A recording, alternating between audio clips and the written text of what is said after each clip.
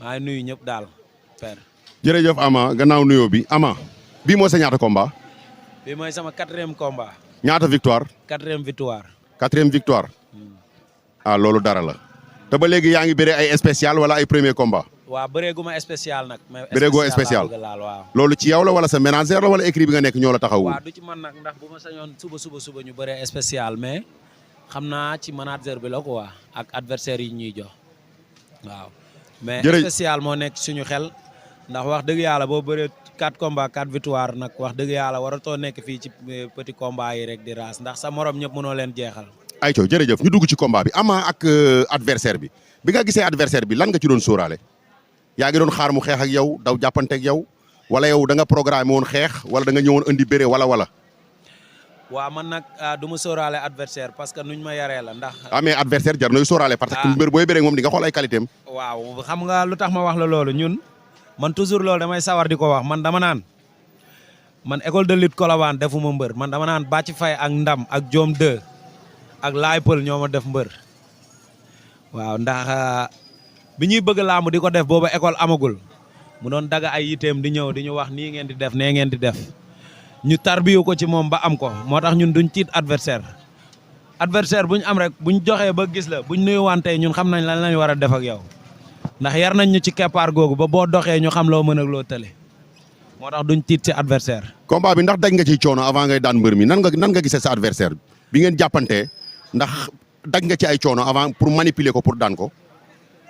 waa di santaat waa école de lutte Colobane bi yëpp di nuyu suñu coach yi Père Picha le grand manager Sewru Fall Bamba Khadim ak yeneen gars yi sama mbokku mbër yëpp. di nga ñëw ci sant bi ñëwal sama question bi mani est-ce que daj nga ci ay coono pour mën a manipuler mbër bi ba daan ko. waaw coono bi ma ci am mooy maanaam suñ ñetti sorties yi nga xam ne défaite lañ ci am coono boobu laa ci am mais à part boobu aw ma ci beneen. coono yow da ngaa bëree waale seen défaite yi passé. waaw défaite yi moom wax dëgg yàlla.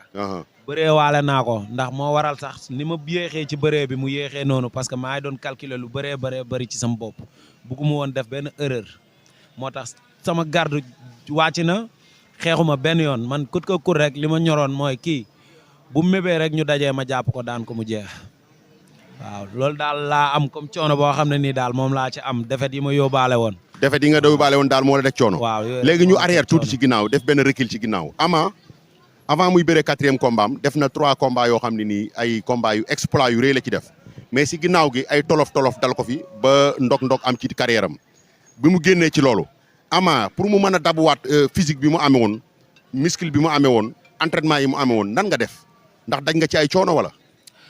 waaw daj naa ci ay coono mais lu ma la wax rek xam nga nit buñ la yaree ci jom ak fulla ak fayda maanaam boo toogee defoo sax boo ñëwaatee fulla jooj ak jom ji ak fayda jiñ la yor da nga koy indiwaale te li ma waxoon sànq rek laay waxaat ñun dañoo nampatal ci bëre ñu yoroon ñu avant écurie ñun dañoo gëmoon suñ bopp avant écurie lu tax ñu gëmoon suñ bopp nag gëm suñ bopp googu dañoo amoon ay kilifa yu toog suñ ginnaaw muy li ma wax sànq ku si mel ni Bàcc Fay man du ma noppi di wax loolu man toujours dama koy wax ndax Bàcc Fay moo ñu def mbër ak ndam man nekkoon faak samay naataango ku si mel ni Joom 2 ku ci mel ni Laay nga xam ne man ak moom concurrence la woon boo xam ne nii fii si koñ bi mënoo maa ëpp doole la ba dem na sax ba buñ daan contact foofu suñ contact moo doon tëj collecteur bi ndax dañ doon ñibee man ak moom kenn ku si nekk maa lay daan dooma daan loolu ñuy fréquenté woon foofu xam nañ ko booba écurie amagul kon ñun booba lañ gëm suñ bopp ne kut ko kut rek ak lu mën a xew ñun làmb moom dañ koy. nan nga fi ba dabuwaat sa condition bi nga amee woon.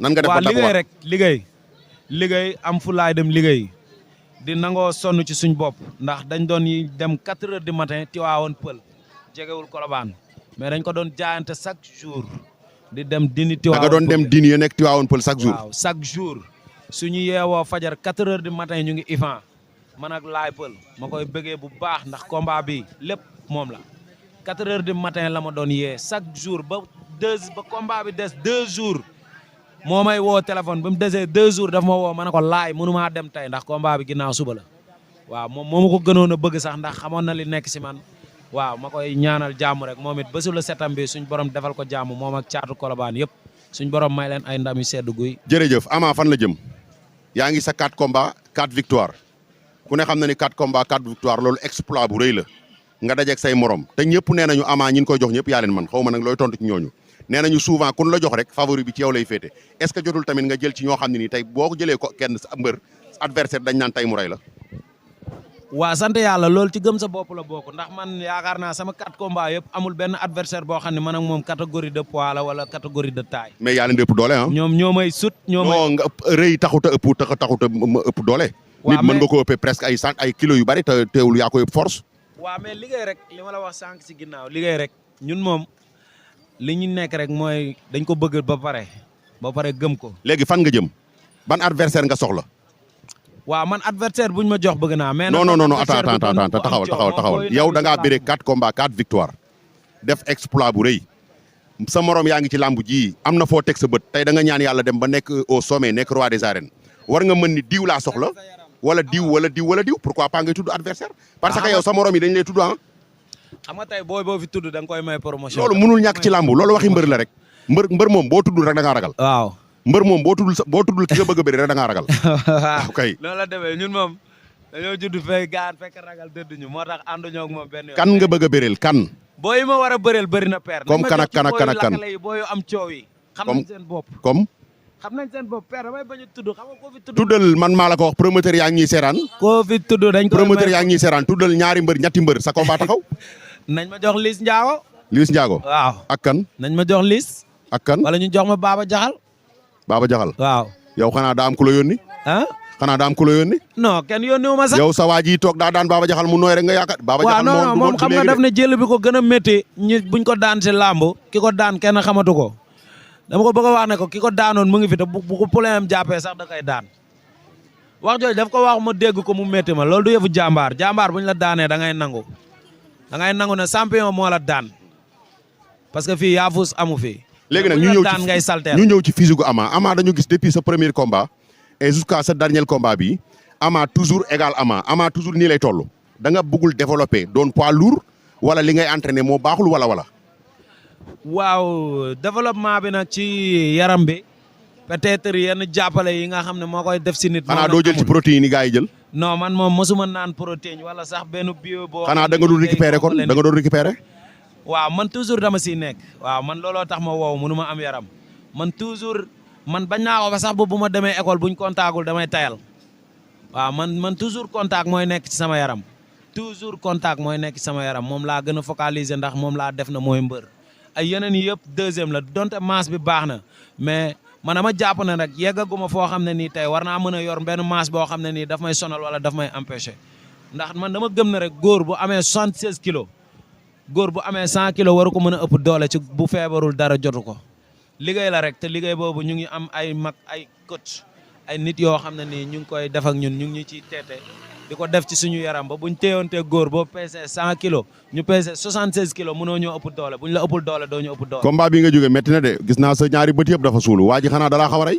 waaw combat bi métti na méttiwul mooy li ma la wax rek li ma yéen woon moo diis ndax ñetti defet laa yóbbaale barke alxuraan ñetti defet may ñaanal école de lutte Colobane rek waaw ñetti defet yooyu yàlla nañ ci yem yàlla bu ci defet dugaat li des ci combat yëpp yàlla na nekk victoire may ñaanal mbër yi nga xam ne ñoo daanu rek waaw xam nga di leen wax décourage nañ gën a jàppaat gën a taxaw waaw defet mooy tax nga nekk mbër xam nga nañ gën a defaruwaat ñëw gën a taxawaat ci terrain bi gën a suul tànk yi ñeme jàmm. waaw sama waay ni ma ko gisee comme na ma ko daan gisee rek yaakaar naa noonu la ñu àndee woon jamono bi ñuy débuté ba léegi koo xam ku ne jom ngoo xamee fulla ak fayda du yàq bis te ku mel noonu nag boo ànd ak moom wax dëgg fa yàlla di nga sawar ci ànd bi nga ànd ak moom sa waay mosul yàq bis te mosul bëree combat bu yomb tamit.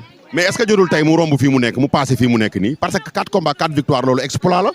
waaw d'accord naa loolu yoon la nag mais boo xoolee tey côté jàppale bi moo xaw a des foofu noonu ndax mbër bu ndaw dafa laaj loo xamante ni moom dafa ko xaw a manqué quoi mooy côté jàppale bi suñu sañoon nag gars yi teg ñu loxo xam nga jàppale ko ci li mu nekk ndax lu mu bëgg la et puis lu mu gëm la te yaakaar naa fi mu si jaar ba ak si fii nii loolu góor dëgg moo koy jànkuwanteel waaw da ci woo ku ci mel ni monsieur le maire suñu commune de Latmingué monsieur Macoumba Diouf mu jàppale booy bi ndax mu ngi si yoon wax dëgg fa yàlla.